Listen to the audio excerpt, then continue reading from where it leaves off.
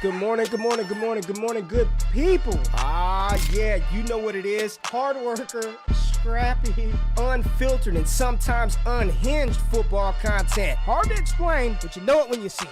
Doing it daily our way. I don't know what you're talking about right now. Redraft and Dynasty Fantasy Football, we got you covered. You know their defense is ranked like 31st in the NFL. NFL draft prospects and rookies. Now you know you in the right place for that. Absolutely. All right, then stop saying it. Then we're done. And prop bets with my man Jay Rich. Count that money, man. Now wipe the crust out of your eyes, get you a cup of coffee. It's time to wake your ass up with Ray G. You honestly are making absolutely no sense and you sound silly as hell. Let's get it. Good morning, good morning, good morning, good people. It is Wednesday, April the 12th, 2023. Y'all decided to wake y'all asses up with Ray G. And for that, I appreciate you being in the building. Shout out to the people that pay the bills.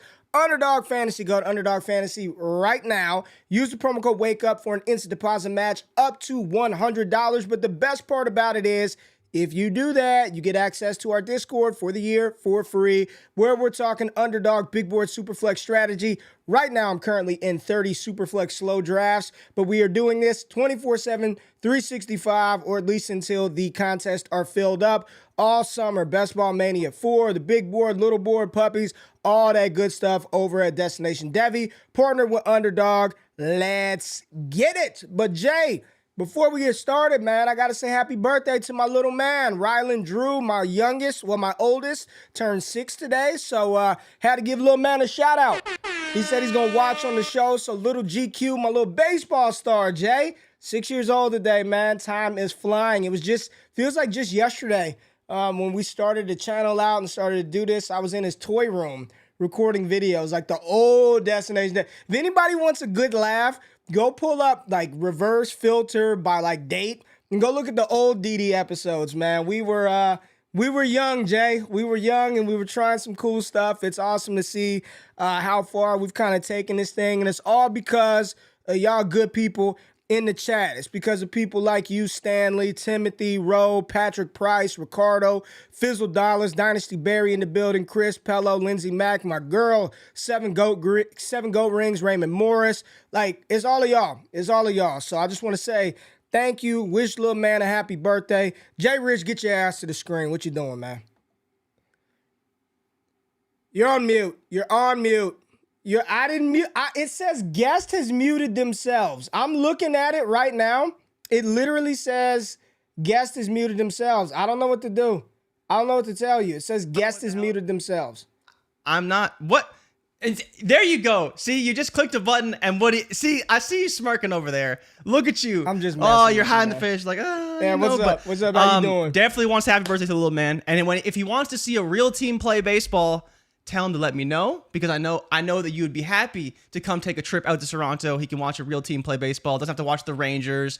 Maybe he could go to Houston, but Houston, you know, Houston's all right. I know you like going to Houston, but they're not so good. They need Jose Altuve back. But man, this show is gonna be fun. Mel's mock draft was awesome. We got the Beast from Dane Brugler, and I was telling you before the show, I ain't gonna get through all this for a while. Like it's massive, and there's a lot to get through with this, but a lot of great notes. Very interesting to see that we've seen a lot of analysts change their tune on a lot of players, but Dane has really been dug in on a couple, and that has not changed. What he's hearing, what he's seeing, all of his reports and the grades he has on some of these players has not changed. So it's very interesting to see how this all may play out. And Ray, I'm just excited, man. Draft season is here. I was up late last night doing an AMA with Adam for 4D Chess, so it's been a long night, but I expect everybody who was there last night to be here today with us because we have a great show lined up for everybody. Yeah, man, there's a lot of like you said, Dane Brugler, shout out to Dane. His publication, The Beast, came out. Draft Guide. You got draft guides coming out left and right. You got a lot of analysts changing their tune right now. You got players rising. You got players falling. Jay, something really cool that we are working through right now is, a lot of everything that we do is film-based. We start to incorporate a lot of analytics. But shout out to my fraternity brother, Corey Yates, one of the founders of Real Analytics, working with him right now to kind of create, I don't know what I want to call it right now, but like a composite score, Jordan Backus in his pre-draft NFL analytics model combined with what I do with film score, and then this beautiful product by Real Analytics called IGA score, in-game athleticism score. You see it right here on the screen. You can find them at Real Analytics on Twitter. And it's real, REEL analytics, like real, film reel.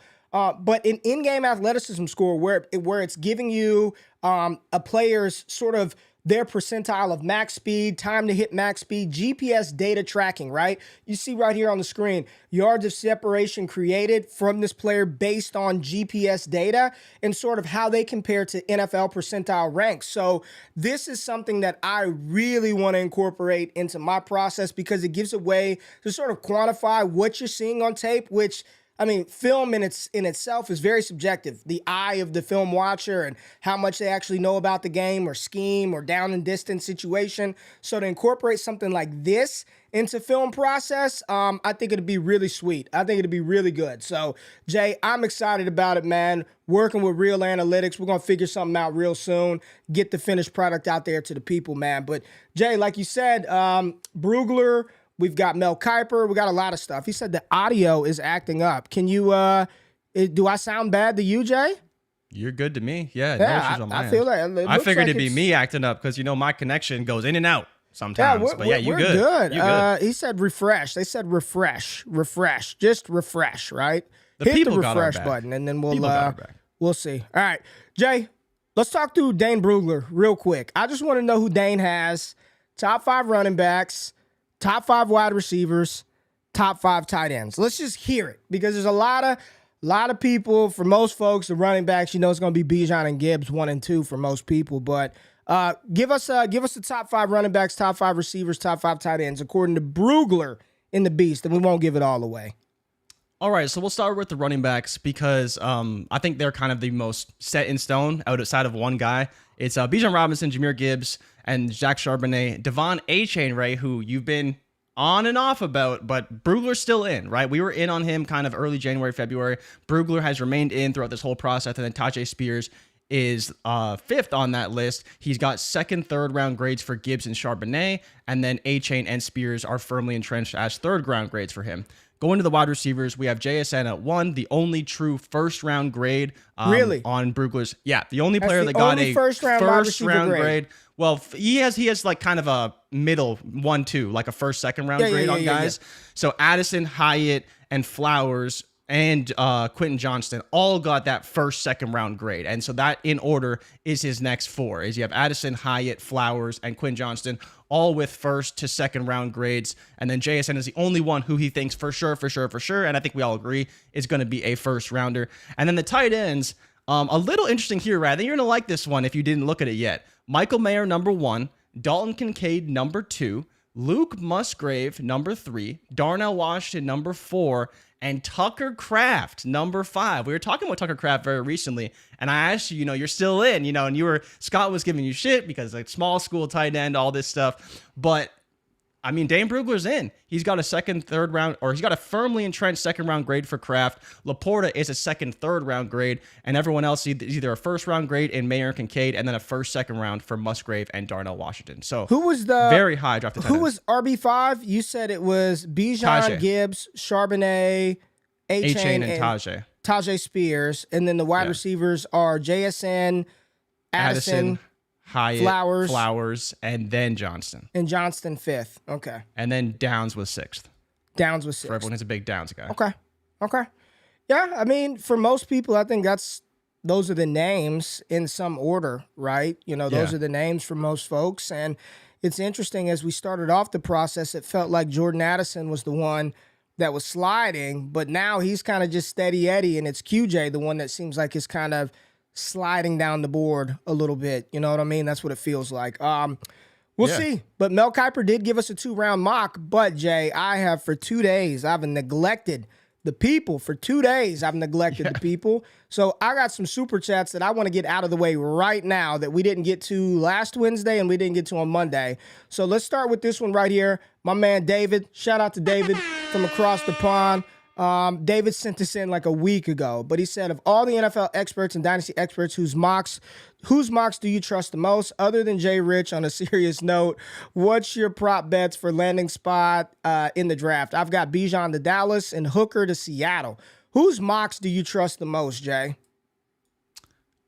Today, nobody's, to be honest. And I mean, David can make fun of me, but I won the draft contest last year. You and did? The reason You why I did won win it. is because I waited till like the absolute last moment. And you're going to see so many things change. And I think the hardest part about predicting landing spots this year is I don't know if I would go after the top end assets, because I think there could be a lot of movement at the top. I would probably be targeting some of the lesser known players, because we kind of know the teams that will be targeting running backs and wide receivers. And I think at that point, you can start to try and put together a betting card if that's the way you want to go. But to be honest, if it was right now, I would probably not be betting them, because even though you can get some value out of it, I just don't know if that value is going to be worth it when the draft ultimately comes around in a couple weeks. And so for me, I mean, it comes down to a lot of things. It's not just one person's mock. It's like every mock we've seen, all the information coming in. It's a combination of absolutely everything. But you're not going to really hear a lot of information probably till Tuesday or Wednesday before the draft. And that's when you're going to get Stingley might go to Houston at 3. And then all of a sudden, what do you know? He goes to Houston at 3, right? Sauce was heavily targeted by the Jets. And all these things that kind of played out last year, I don't think at the top it's going to be that easy to predict because of all the potential movement and things that could happen with these quarterbacks. Yeah, there's not one source that I trust more than the other. I just kind of take it all in. And when I'm looking at it, sometimes I'm just like, this is a fantasy mock. This feels like an NFL mock. I just kind of take it all in. So there's not one person or place that I trust more than the other. I just consume as much mock draft info. I love doing it. Like, I really love looking at the rationale behind why people have certain players mocked to certain spots. And it's not just for a fantasy perspective. It's also team fit. I'm very curious as to if my thoughts on a team and players that seem to fit their mold to make their team better actually land up, come into fruition. So I look at everything. I like all mocks. I'm looking at everything. Some of them you read through and you're kind of like, all right, this one seems pretty far-fetched. And you read through some and be like, this feels really realistic. And I think the one from Mel today it felt quite realistic to me. So we shall see. 2 more super chats. We got one from Dylan right here. Shout out to Dylan. And then Jasmine sent these in. I think this was a week ago too. But better to trade away rookie picks pre or post NFL draft. I mean, there's pros and cons to doing each, right? You trade away a pick that you think is going to be Gibbs. They get bad landing spots. Your league mates overreact. You know, maybe you should have waited. Or you hold on to it, you trade post-draft. Now Bijan Robinson lands on Philadelphia, and the cost for that one-on-one goes up, right? Either way, I don't think there's a right or wrong way to do it. If I have those picks this close to the NFL draft, like, unless it's something that I just can't turn down, I'm just going to play the game. I'm just going to play the gamble, wait for the landing spot to play out. Hopefully the cost for that pick rises another 10-15% based on the capital and landing spot. So that's the answer to that one. And then Jasmine, I get the know your league explanation, but can we all agree this Kincaid slide would never happen at a 12-team 1.5 tight end premium? 3-2, he went 38th. So this is in reference to Dalton Kincaid sliding a little bit in our recent mock with Cody Carpentier and Scott Connor. And in probably most leagues, 1.5 premium for those people who are uninitiated and not tapped in, yeah, they probably would take the tight ends at the top of the second, back of the first. Oh, it's 1.5 tight end premium. But you can look at the data on that type of scoring format. It just doesn't move the needle. Like, outside of a handful of tight ends, and I wouldn't even say a handful, Kelsey, Andrews. It's one. Hawkinson, outside of those guys, what we hope Kyle Pitts can become, it doesn't move the needle. So I know he went 3-2 in that mock that we did, and in leagues that you play with us, no one's taking tight ends, even in a 1.5 premium that high. It's just not going to happen, Jay. Not going to happen. But let's dive into, you want to dive into Mel's mock and start running through this one, Jay? Absolutely. All right, let's do it, man. Let's get to it. Let's get to Kiper's old mock. Here we go. Mel Kiper's mock. We got Nikes on this side. We'll cover that up. And starting off at 101. And it seems like Bryce Young is now the betting favorite to be selected number 1 overall. I think he's minus 200 on DraftKings, Jay. Something like that. Yeah, man. I'm not happy about it, Ray. I I want to believe it's a smokescreen because I really want to see Stroud go there. But you're right, man. This is like when it was first reported, the lines didn't move. And then a couple days ago, it's like, woof, they switched like entirely. I'm just kind of like, I don't know, man. I just don't. And that's why David asked the question. It seems that way today, but it seemed like it was Stroud locked in like for a month. So there's still a lot that can change. But Ray, how do you feel about Bryce in Carolina? Because we really haven't talked about it all that much. I don't know. I mean, I'm fine with it, man. I'm fine with it. I know a lot of people in the draft world don't think that he's not good, but they're like, he doesn't have a big arm. He's not big. He can't see over the line. He can't push the ball. They just don't think he's the number one overall pick caliber of quarterback. A lot of people in the draft community. So it'll be interesting. And if this happens, Jay, everything that we're hearing right now, and I know Texans fans don't want to believe it, but we're hearing that they're not as high on CJ Stroud as we think they may be. Now, Mel has Stroud going to Houston right here. I'm hearing a lot of smoke that they would not take CJ Stroud, that they would go in a different direction. But if Stroud ends up in Houston, how do you feel about him with DeMeco Ryans in this sort of rebuild Texans franchise? I think it's okay, but I think, like you said, I'm just a little bit less enthusiastic about a Houston landing spot, and especially, knowing that CJ Stroud has Deshaun Watson's agent, so there'd probably be some tension there between them and the organization. There's a lot of things that point to CJ Stroud not ending up in Houston, but the bigger thing is that, I think they are set up to succeed. They have a lot of picks. They could take a receiver at 12, right? So that would obviously bolster them. And I think at that point, you'd say, well, they got some pretty good running backs. They got Dalton Schultz. They got Nico Collins. They brought in Robert Woods. Like, it's not great, but hopefully over the course of the long term, they will be building something great. But to your point, the more interesting and the thing that I want to see is them pass on quarterback, them trade the pick, them take a defensive player, because then at this top of the draft, all bets would truly be off. Yeah. All right, let's keep it going. So in this mock, the Tennessee Titans jumped up with the Arizona Cardinals, and I think they are. I think Arizona is going to trade this pick. It's too valuable. They're going to trade the pick, and Tennessee jumps up 8 spots. They've already said they're out on Malik Willis. Ryan Tannehill's a free agent in 24. They are sort of in a mini rebuild in Tennessee, and they select quarterback Anthony Richardson out of Florida. 6'4", 240, size adjusted, most athletic quarterback of all time. You don't like it. I don't mind it. So you tell me why you think this is such a bad. This is how I felt about the New England Patriots yesterday, but I don't mind the Tennessee Titans and Anthony Richardson at all. So you go ahead and tee off as to why you don't like it, because I think I don't know why you wouldn't. I don't know why you wouldn't like this fit. You got a coach who wants to run the ball. You've got Richardson, that's his best skill set. They don't have a ton of weapons, but neither do the Texans nor the Panthers. So why do you not like the Titans? I just don't want any players going to the Titans. It just seems like they are destined for horrible things in the future.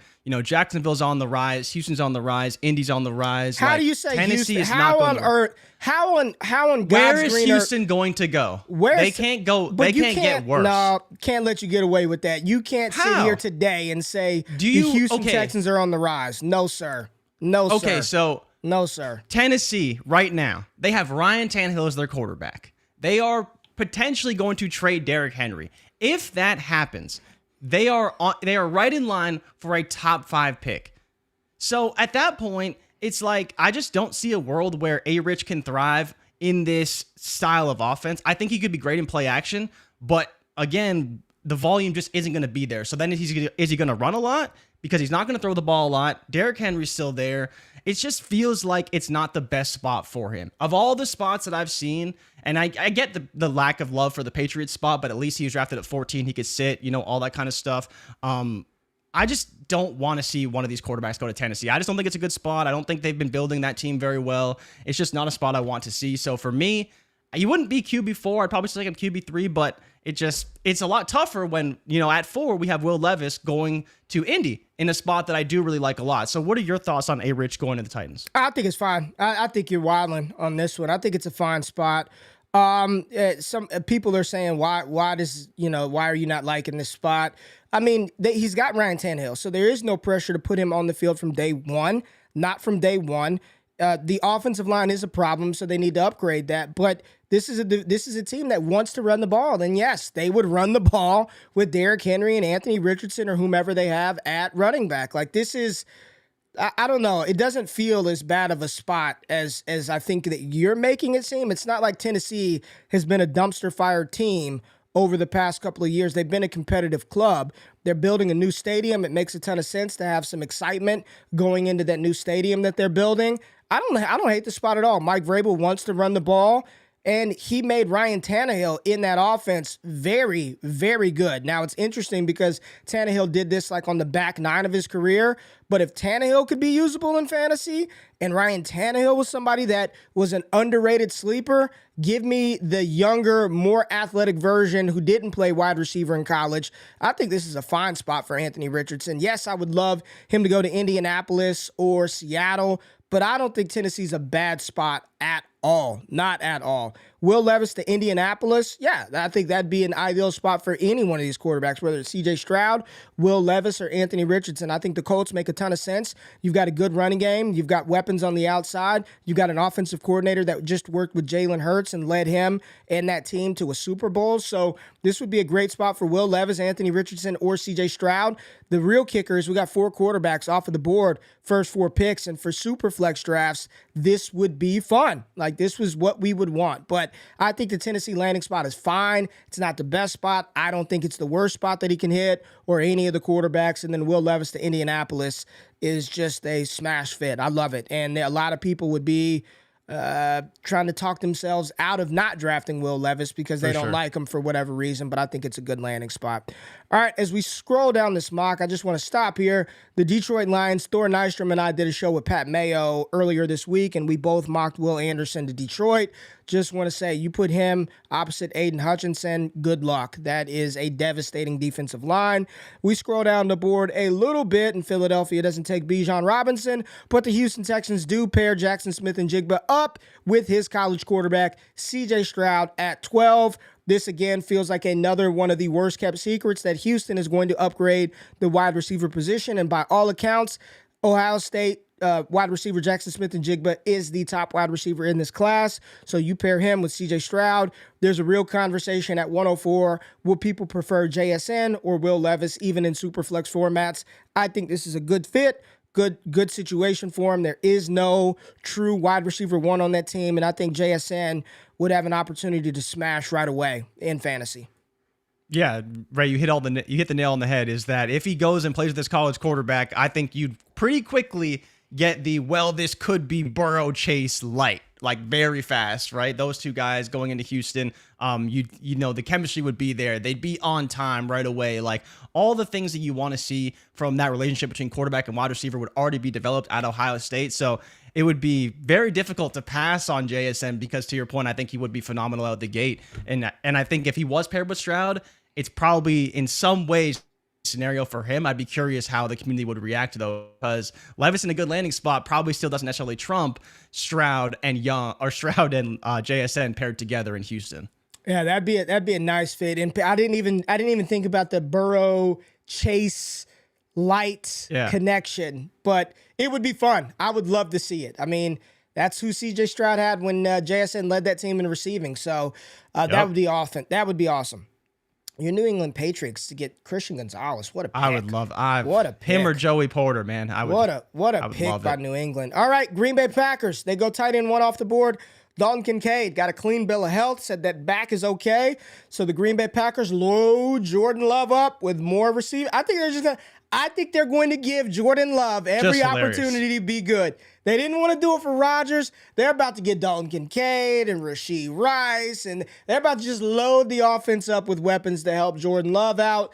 Dalton Kincaid in Green Bay, Jay. This would be a great fit for a very good pass-catching tight end Would love it. Would love this fit for Kincaid. And in tight end premium leagues where the tight end actually matters, 175, 2 points per reception, have to start 2 tight end. Dalton Kincaid is a top dynasty tight end if he's selected 15th overall. I saw some people saying he and Michael Mayer are top 10 tight ends from day one.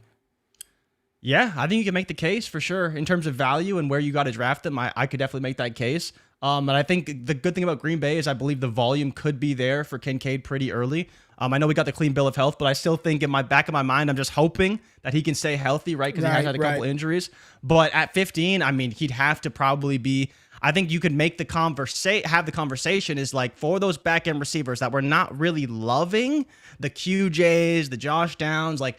You'd probably have to put him above those guys. The question is that would you put him potentially above a Jordan Addison who gets good draft capital and a good landing spot, and then a Jalen Hyatt and all those guys? But it depends, right?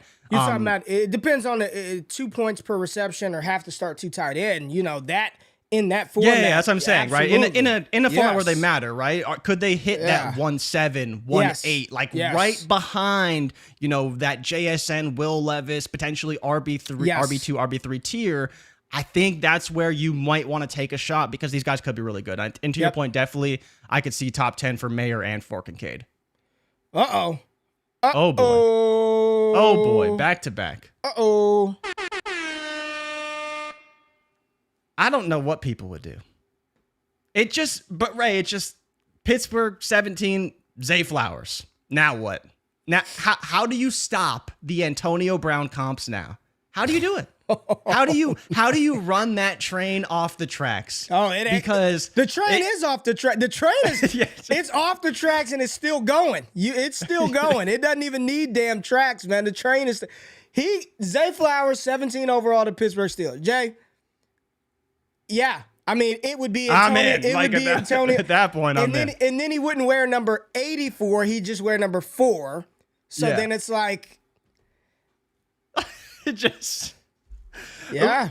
And the question is, Ray, is like, where does he play? Does he play? Who's asked out? Deontay Johnson, Pickens, or what? Who is it? First of all, I mean, Kenny Pickett, talk about the weapons Kenny Pickett has. He's got Najee and Jalen Warren, Pat Fryermuth, Deontay Johnson, George Pickens, and Zay Flowers. I mean, Kenny Pickett, if you can't get it done with these now O-line is still a problem, but if you can't get it done with these weapons, man, who's asked out? I mean, man, I don't know. Is it Flowers early? Is it Deontay? Is it Pickens? It's hard to say, man. I think it's one of those things where, depending on Deontay's contract, if they did want to move on after this season, that's when Flowers take the step forward. And I think people need to realize, like, this is just something the Steelers do, like, very often. They had AB, they brought in Deontay Johnson. All of a sudden, Deontay Johnson's the one when AB kind of leaves, goes and does his thing. They brought in Juju to be another complimentary piece. It could be, George Pickens down the line. Like, this is just what they do. And they had Mike Wallace. They drafted AB, and then Mike Wallace left, and all of a sudden, it was AB's job, right? They had Randall L. They had all these guys, Emmanuel Sanders. They just continue to roll in these players. I wouldn't be shocked, but it still doesn't quite fit their team needs, so it'd be surprising. But I think at this point, 17 overall, he would get a shot. Would he get it in year 1? I don't know, but we know the Steelers' track record of receivers. Yes. Drafted him in top 20, he's getting a shot year 1. I hope so. He would. I hope so. He'd be drafted. This probably wouldn't be good for anybody because I don't think Kenny Pickett is good enough to I don't think they're going to just throw the ball 600-700 times with Kenny Pickett. So not in the North. Yeah. Well, in the North, sure, but not Pittsburgh. Joe Burrow will, right? Joe Burrow will throw it 650 times.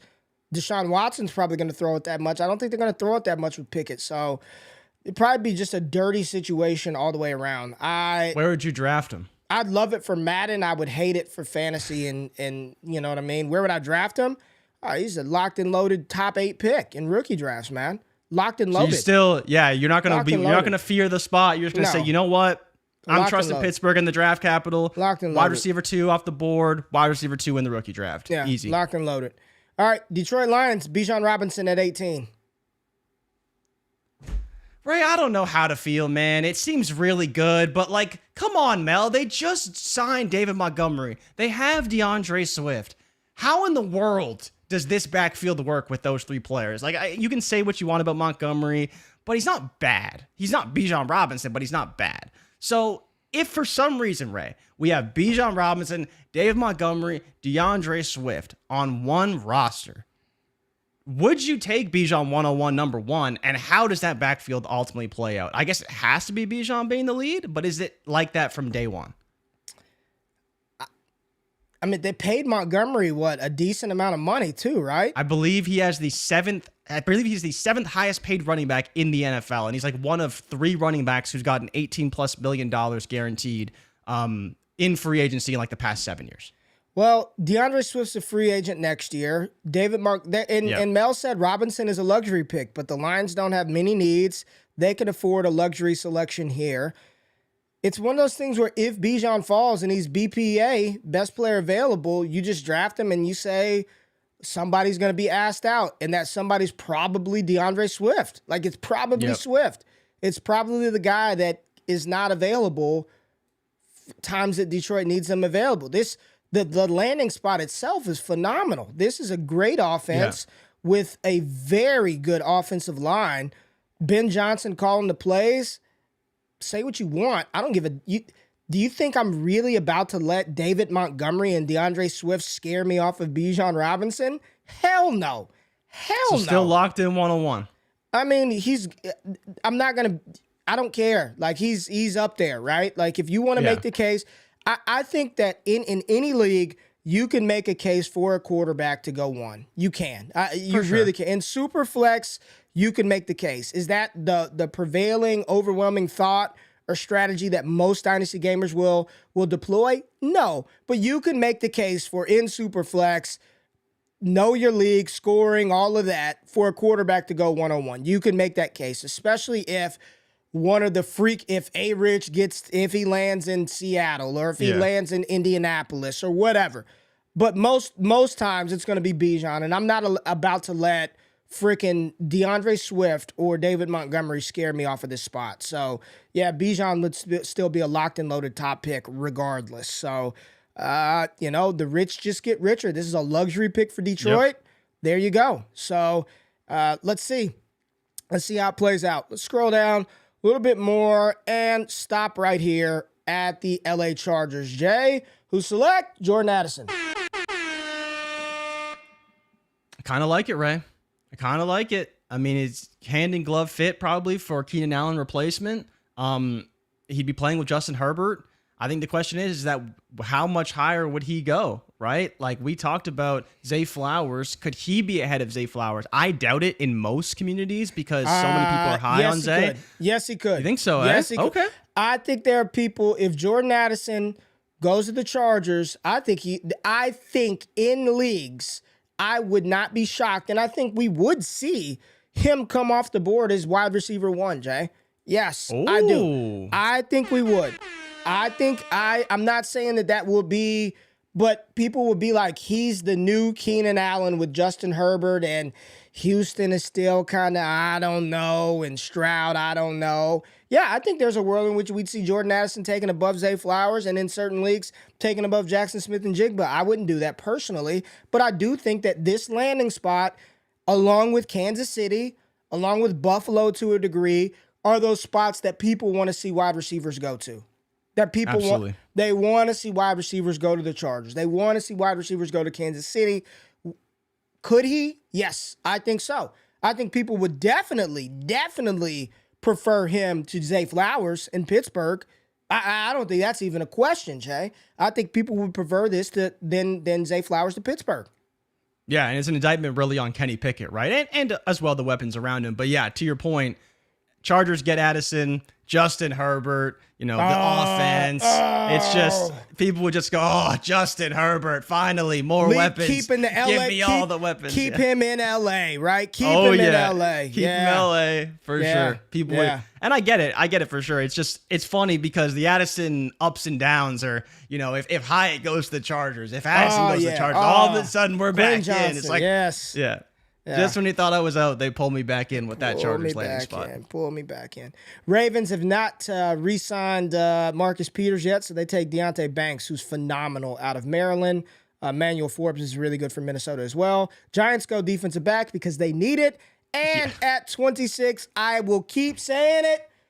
If he's on the board for Dallas at 26, you might as well sign us up because we're going to take him, and I'm fine with it. Dallas Cowboys select Michael Mayer, tight end out of Notre Dame at 26. Dalton Schultz is gone. We like Jake Ferguson and maybe what he could become, but Jake Ferguson doesn't stop you from taking Michael Mayer. He feels just like Jason Witten. He feels just like Jason Witten. Dallas wants a tight end that can play all three downs, and this is what Michael Mayer can do. He's a phenomenal run blocker. If you need him to go out, run the seam routes, he can split out wide. This would be a Dallas pick, and I think from day one, he would probably be Dak Prescott's number 2, number 3 trusted passing option in that offense. I mean, this would be a hand-in-glove fit in Dallas. It would be good for fantasy. It would be good for the real NFL. Dallas, I think they address some glaring needs that we needed to address in free agency. A wide receiver opposite CeeDee Lamb, they got Brandon Cooks.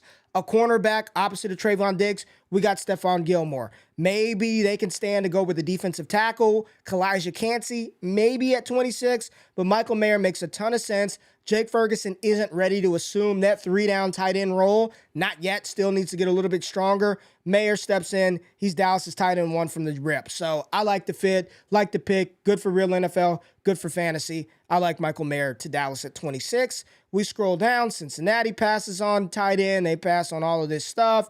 Then we get a trade. Kalijah Kancey comes off the board to New Orleans, and the Seahawks trade with the Philadelphia Eagles. They move back into round 1 Philadelphia, as Howie Roseman does, accumulate assets and manipulate the draft in a phenomenal way. The Seahawks trade up to take Hendon Hooker, quarterback out of Tennessee, here at the back of the first round. And we see this every year where teams trade back up into the first round to get that 5th-year option on the quarterback. Hendon Hooker to Seattle, Jay. Doesn't he just feel like Geno Smith? What a quarterback to complement the quarterback that they're. He feels like a Geno Smith kind of guy. Geno Smith played in a spread, and a lot of y'all watching this show, you don't remember the West Virginia days from back in the past, but that was a fun team. Geno Smith was throwing the ball to one Tavon Austin back in the day, so it's been a while. It's been a while, but it was an air raid, spread and shred type scheme, and it took Geno about 10 years to figure it out, but he got it figured out.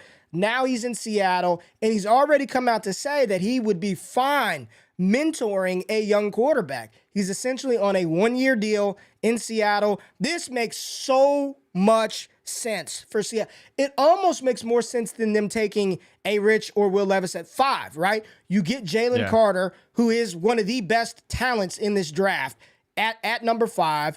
And then at 30, you get a guy that there's no pressure, Jay, to play him day one because he's recovering from the ACL tear. You've got this is a perfect sit, bake. Hendon Hooker can compete for the job in 2024. What a great spot for Hendon Hooker, a great spot for the Seattle Seahawks to select a quarterback of the future potentially. And by all accounts, Hendon Hooker's not making it out of the first, Jay. I think this is probably one of the better fits that we've seen in this mock. I love it. And I'm not even a big Hooker guy, but I love the fit. I love what Seattle did in this mock, and it makes a ton of sense. Yeah, Ray, I think you hit all the points, right? You talked about Geno Smith and his ability to mentor a young quarterback because he's been through the ups and downs of the NFL. And I think you adding your insight about Geno coming from a spread and shred offense in college to where he can help Hooker adapt as well and learn to play the NFL game and into that system. And this is honestly one of my favorite QB fits in the draft. If Seattle can take a quarterback, they retooled their offensive line. Now it's good. They have the running game. They have the weapons. They have a great defense. There's a lot of reasons to like a quarterback going to Seattle. And if this is the route they chose to go, I think it's a great fit. And getting that extra year for Hooker is great as well because he may need a year to sit. And then you still have 4 years of Hendon Hooker on the Seattle Seahawks at a pretty modest price. And again, for me, I just think, I talked about top 10 is probably about where I'd peg him if he was a first round pick. And I don't know if he goes much higher than this because realistically, he probably won't. But if this was to happen, I think it's a slam dunk fit, and top 10 is probably where I'd be willing to take him in Superflex rookie drafts. Okay. All right, and that rounds out round one, and a lot of people are saying top 10. Yes, top 10, top 10. Now, Mel gave us 2 rounds, Jay, and you know we like looking at mocks that are deeper than 1 round. So let's hit round 2, and let's see what we get for fantasy purposes. And right here at the top of the second round, the Arizona Cardinals select Quentin Johnston, wide receiver out of TCU. They are going to move on from DeAndre Hopkins. It feels like that. This is a team that, Jay, I legitimately don't know who's playing quarterback right now for Arizona. No clue. Is it David Blau? Colt McCoy? Colt McCoy, probably, assuming he's still there. The Arizona Cardinals are just they are going nowhere fast. Nowhere fast. Quentin Johnston to Arizona, I mean, he would have every opportunity to be the 1 or 2. I mean, you still got Hollywood there, still got Rondell there, yada, yada, yada, whatever. Greg Dortch.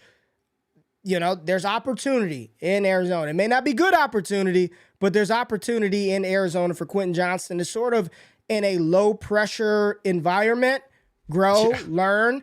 I don't think there'd be much expectation at all with him, right?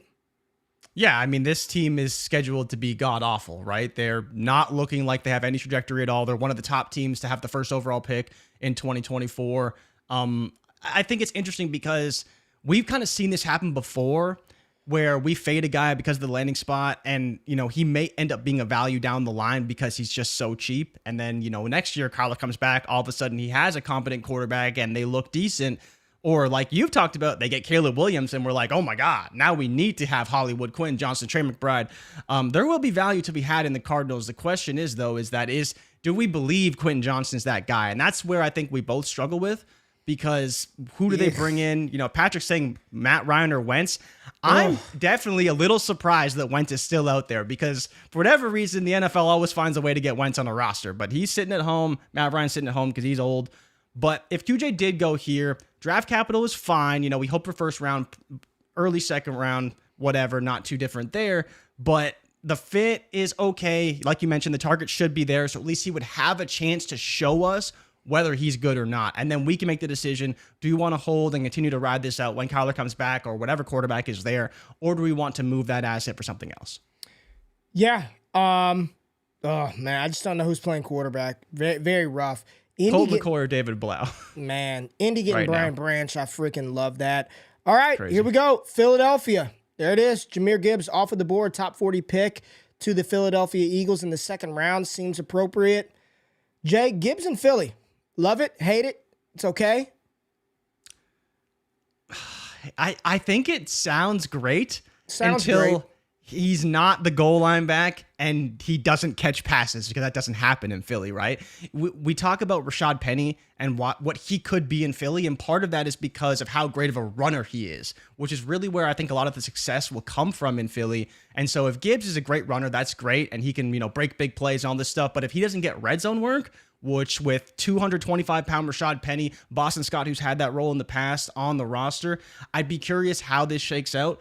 I don't know how great it would be for Gibbs. I would be fearful that he would still be drafted very high because of the landing spot, and the draft capital is still great. But I don't know if he would ever assume this 60% role that we want out of a Jahmyr Gibbs in Philly.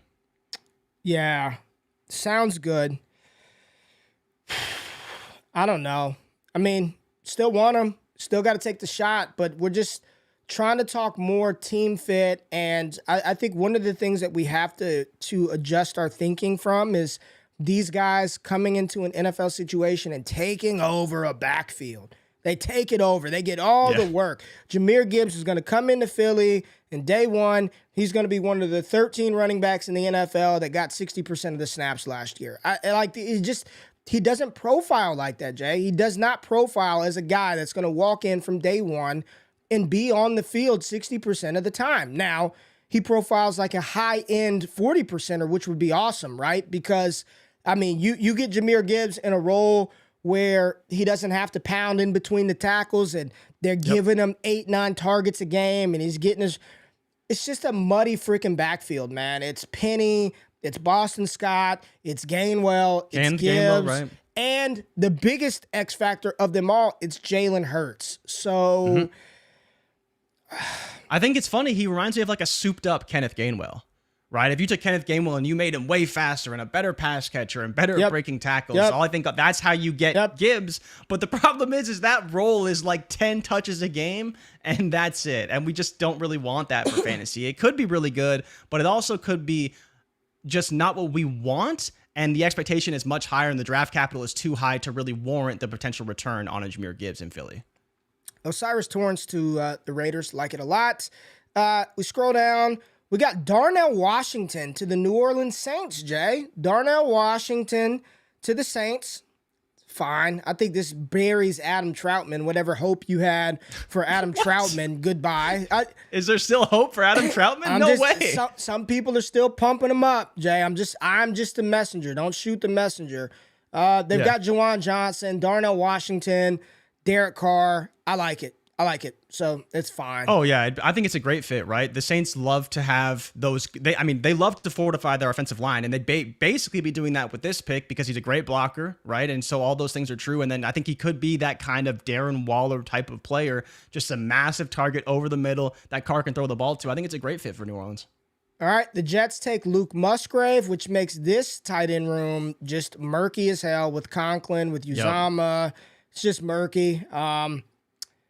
Uzama's a good blocker. Conklin is okay in that department. Musgrave is not. So you're hoping that he's just the pass-catching weapon there. With Alan Lazard, with Garrett Wilson, I don't know. Opportunity is slim, right?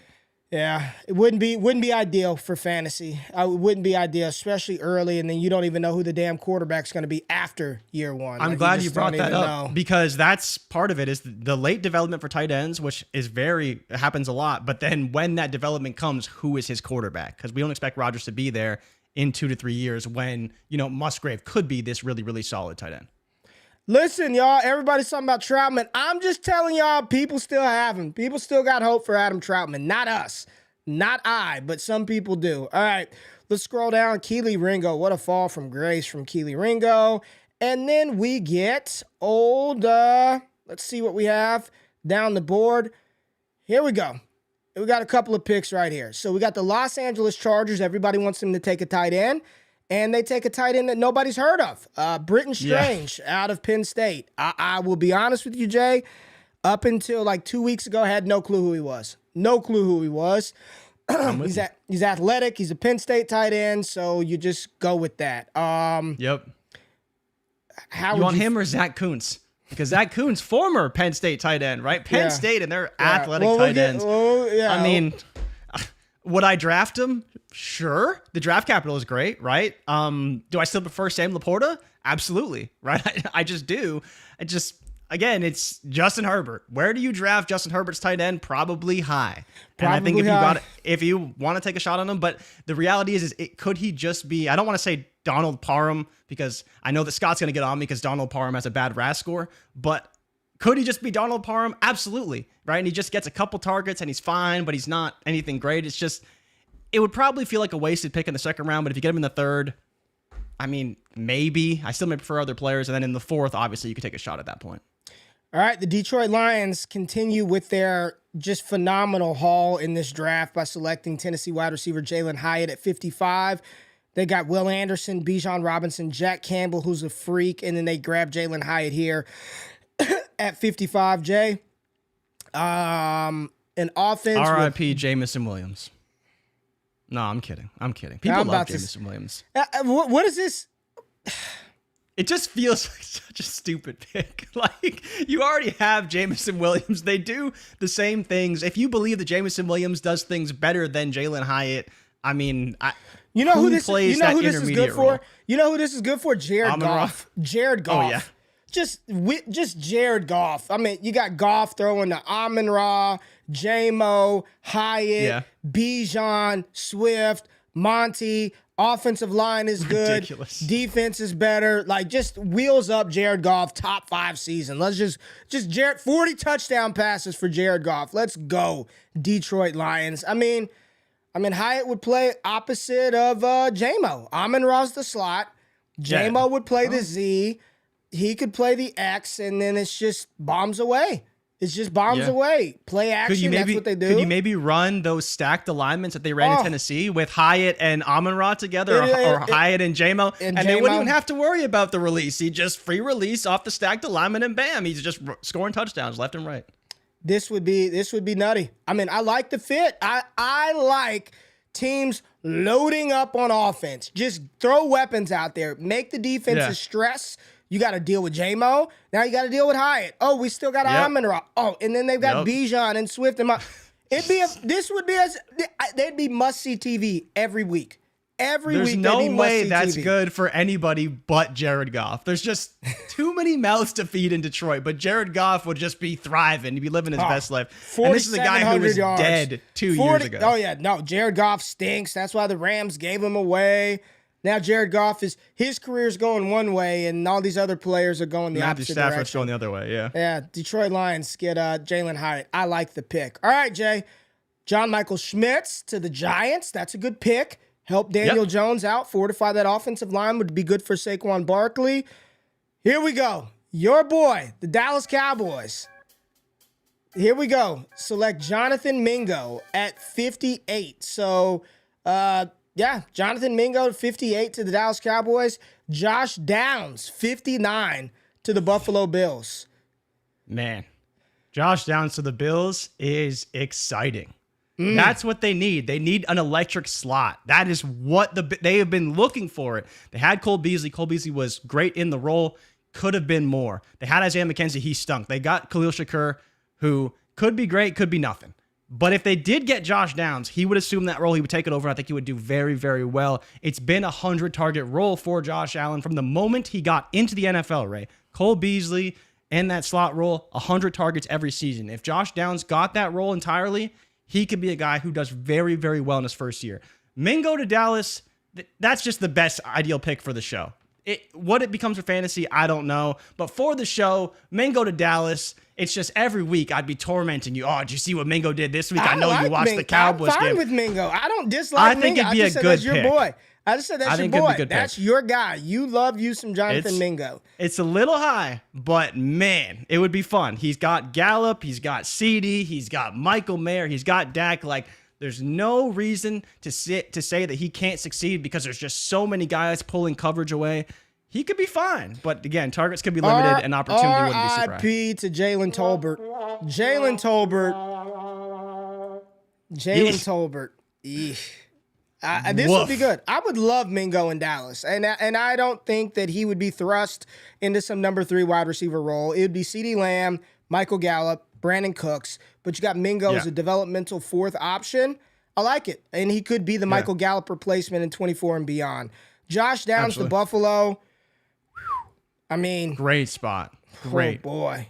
Oh man. And people who don't know, do the research into that slot role. When Josh Allen was bad, still throwing 100 times to the slot every single year of his career. Think it's about a great Isaiah. role. They were wasting targets on Isaiah McKenzie. Jay?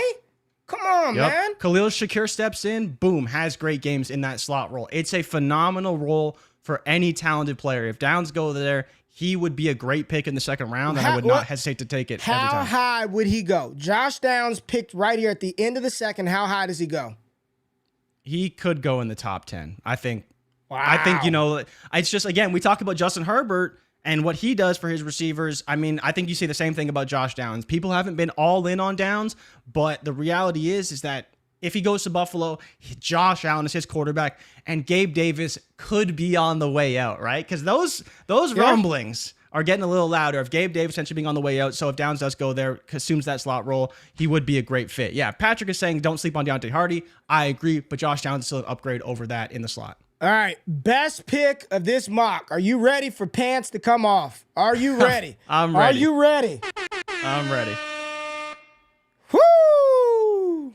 Cincinnati takes Zach Charbonnet at 60 overall in the second round.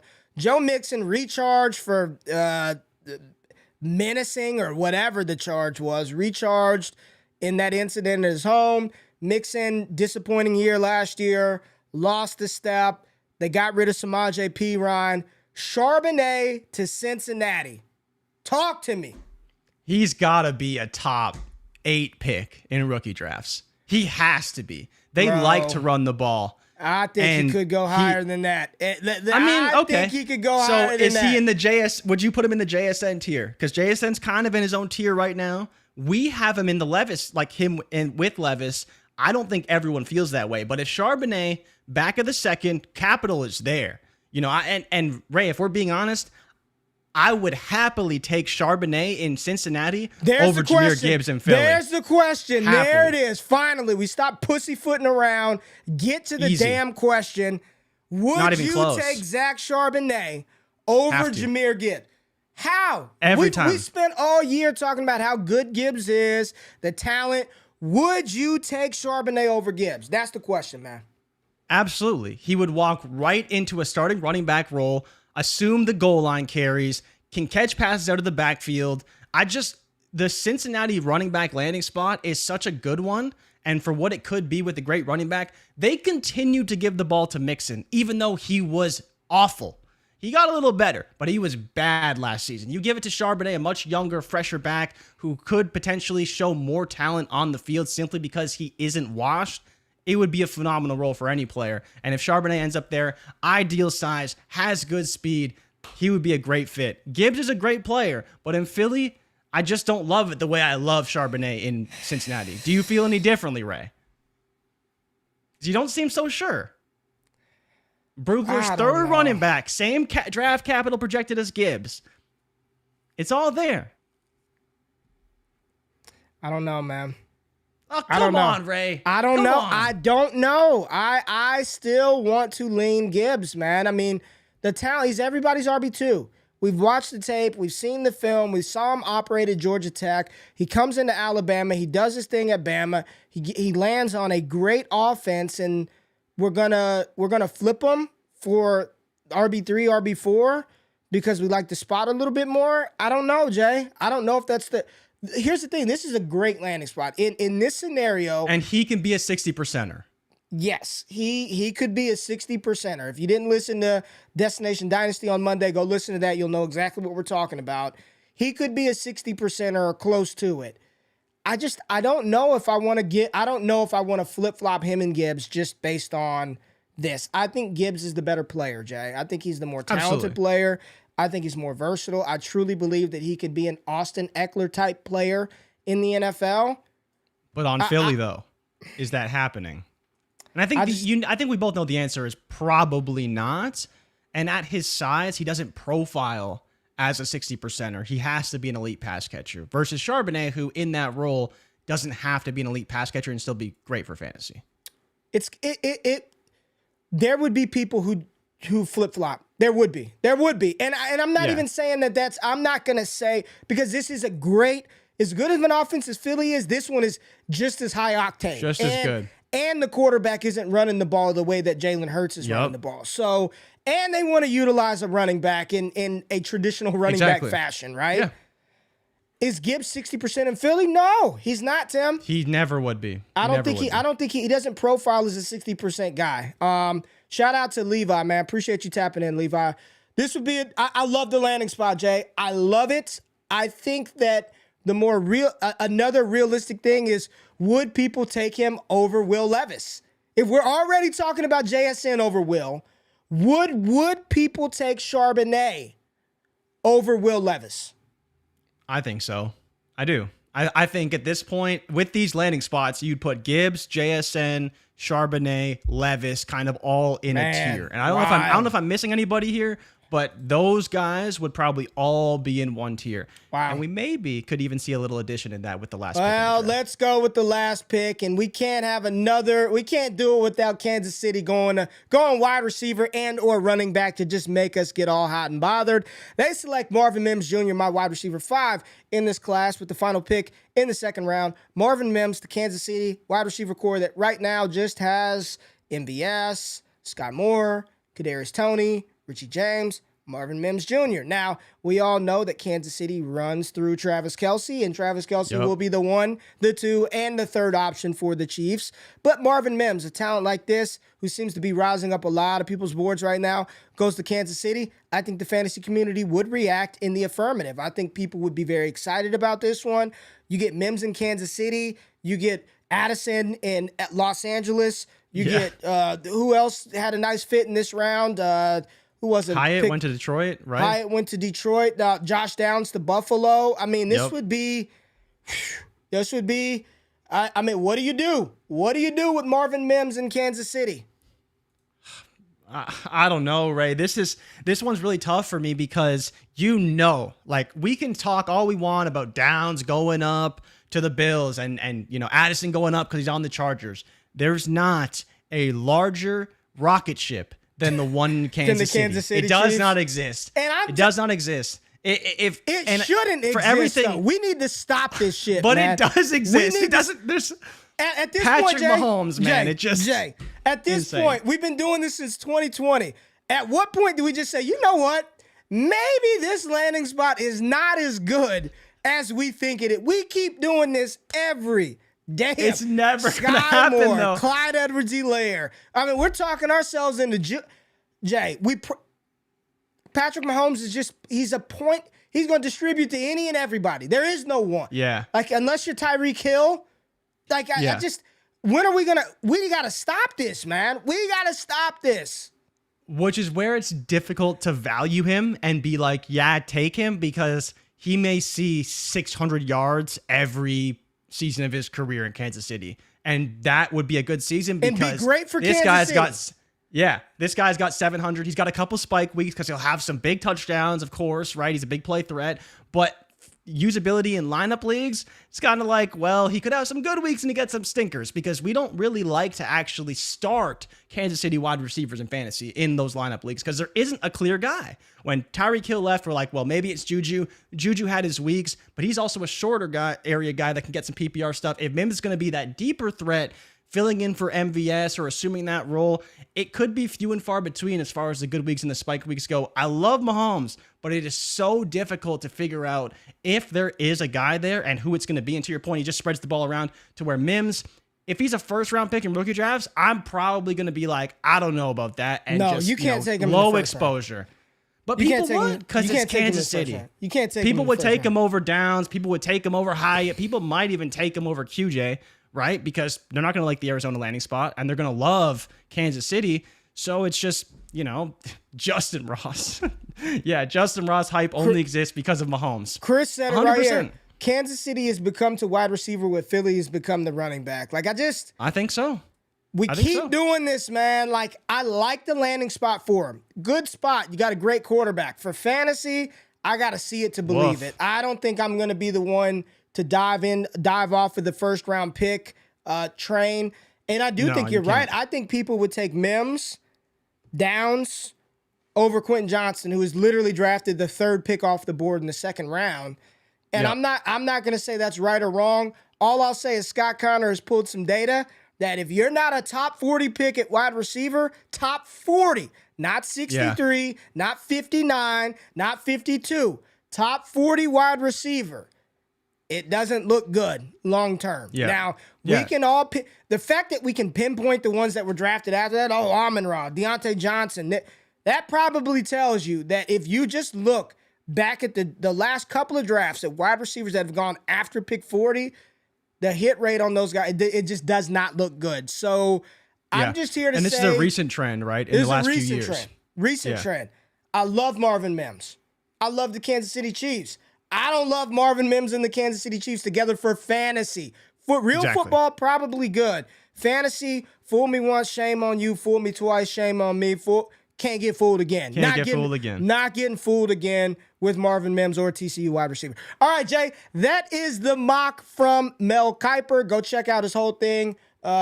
If you pay, go pay for it, right? Go sign up for the damn subscription for ESPN. Promo code Wake Up. Use put promo code Wake Up in and see how far that gets you over on ESPN. Jay, it was a good mock. I liked it. I thought there were some good I landing really spots. liked it, yeah. Some good conversations with some players. Thank you, Adam. Adam said, great episode. Fellas, Jay, what do we have on tap? So tomorrow night, I will be doing an Underdog Best Ball Super Flex draft live on the channel. So tap in with us there. Right after that, right after that, we'll do our patron AMA over in our Discord community. If you want to join, patreon.com/allgas. We've got podcasts coming out every single day. Newsletter on Friday. I am going to Vegas this weekend, Jay. We're going to see the Usher concert in Vegas. So wife and I are going. Which club is it at? The hell if I know. Wife did all of that. Wife did That's all sick. of that. I didn't know you're going to. I know you're going to Vegas. I didn't know you're going to see Usher though. That'll be fun. We're going to the Usher concert. So what that means is I don't get back until Monday morning. So we are going to record a show and premiere it on Monday. So you can still wake up with us on Monday. We'll probably do some fun stuff in that show, but I will not be here live. We'll be back to our regularly scheduled program on Wednesday. But Jay, anything you want to say to people before we get out of here?